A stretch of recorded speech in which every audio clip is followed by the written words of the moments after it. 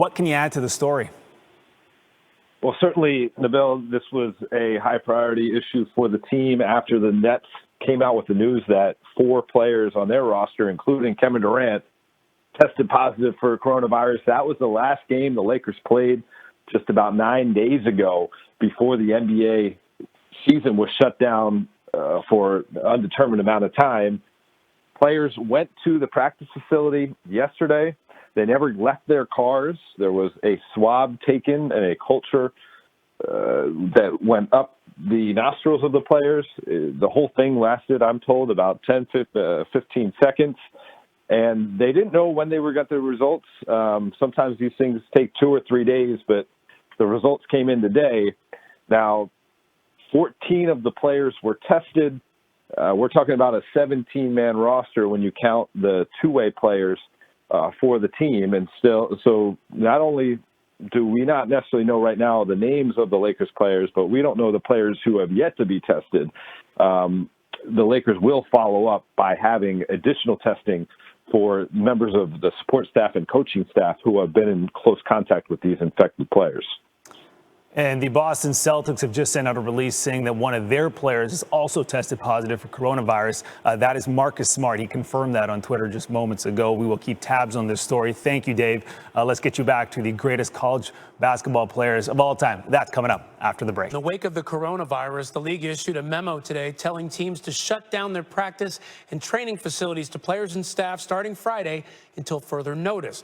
Now, meanwhile, there's more news of positive coronavirus tests associated with NBA teams.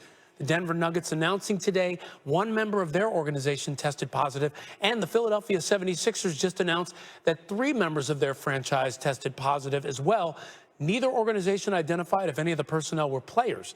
Now, the league has faced backlash over its access to coronavirus test kits. So here's NBA Commissioner Adam Silver speaking to this subject last night on SportsCenter. It's unfortunate we're at this position as a society where it's triage when it comes to testing. And so the fundamental issue, obviously, is there are insufficient tests. I'd only say in the case of the NBA, we've been following the recommendations of public health officials.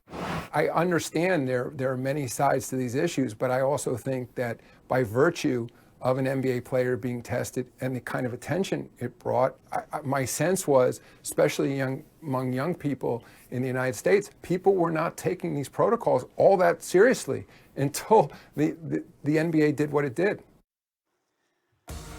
Meanwhile, league owners and executives are considering mid to late June as a best-case scenario for the league's return, sources tell ESPN, especially considering the CDC's recommendation against gatherings of 50 or more for the next 8 weeks due to coronavirus. Now, here's Silver again on the factors they're considering for resuming play. Even the fact that we were using the word hiatus just a week ago, and that sort of the implication was a short amount of time. I think I said last Thursday, not less than 30 days, just to give some guidance to our teams and players. But at this point, I really don't know. We're going to try by every means we can to play basketball again. But, you know, I say that the safety and health of our players is first, and our fans, which is why I don't want to speculate more than that. I mean, that will be the condition upon which we can play when public health officials give us the okay. Understandable, especially considering the news today. Let's welcome in NBA insider Brian Windhorst with us now on SportsCenter. Brian, what is the biggest impact of closing the NBA facilities?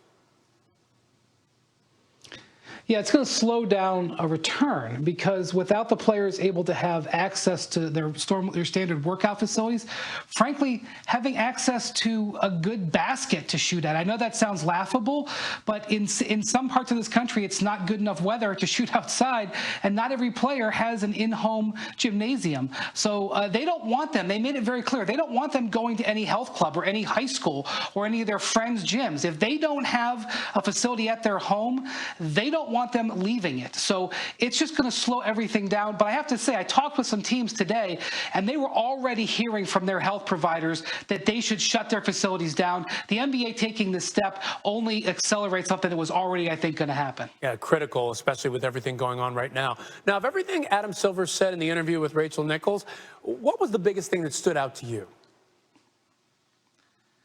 Yeah, I think the most important thing to me is the thing that, maybe the only known thing is that he said that the NBA calendar could change forever based on this. And while that's a big statement, there's actually a little bit of opportunity in there. Adam Silver, for the last 18 months, has been trying to make changes to the NBA schedule.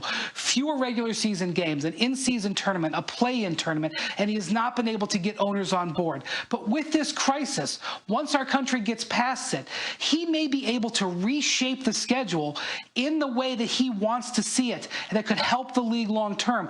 There is opportunity here. He said as much, and I think once you get past this drama that we're facing, the league could make some changes that Adam Silver has long wanted. So you're talking about they could make those changes, this opportunity that he has right now. How soon could that happen? Let's say we get back to playing towards the end of the year, or they go past this schedule. How soon could he end up getting what he wants?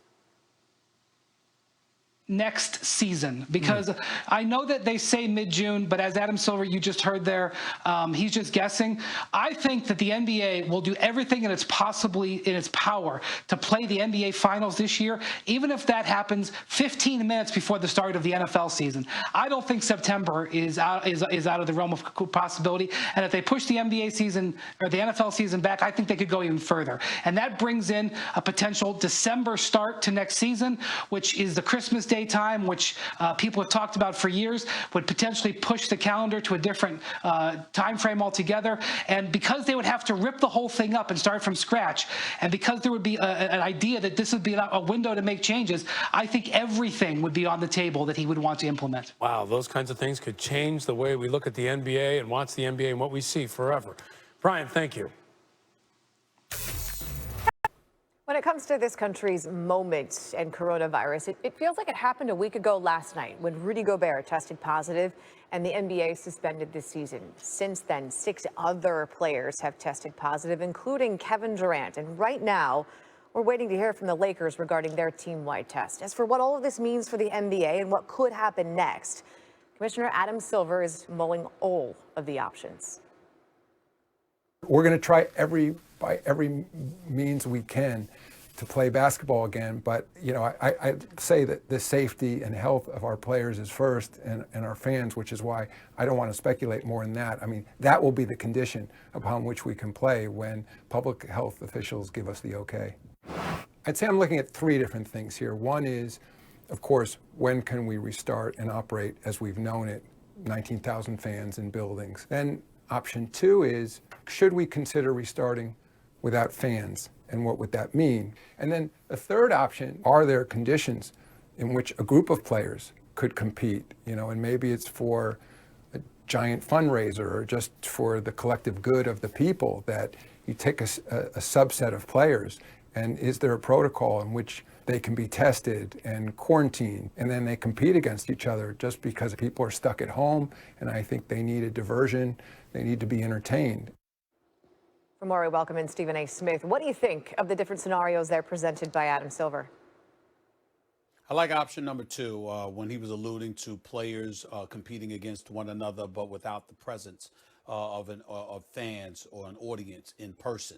The reason I like it is, number 1, the level of competition that they salivate to go up against would be present.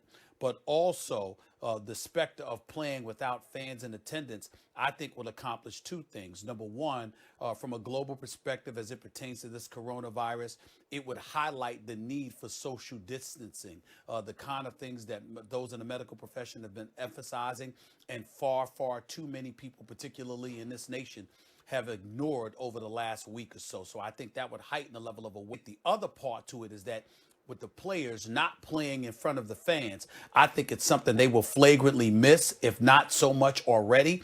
And I think the issue of load management in the future will be null and void. We won't be talking about that any longer. We won't be hearing about that, because now you'll appreciate those fans even more than you ever have, because they spent their hard-earned money coming to watch you play.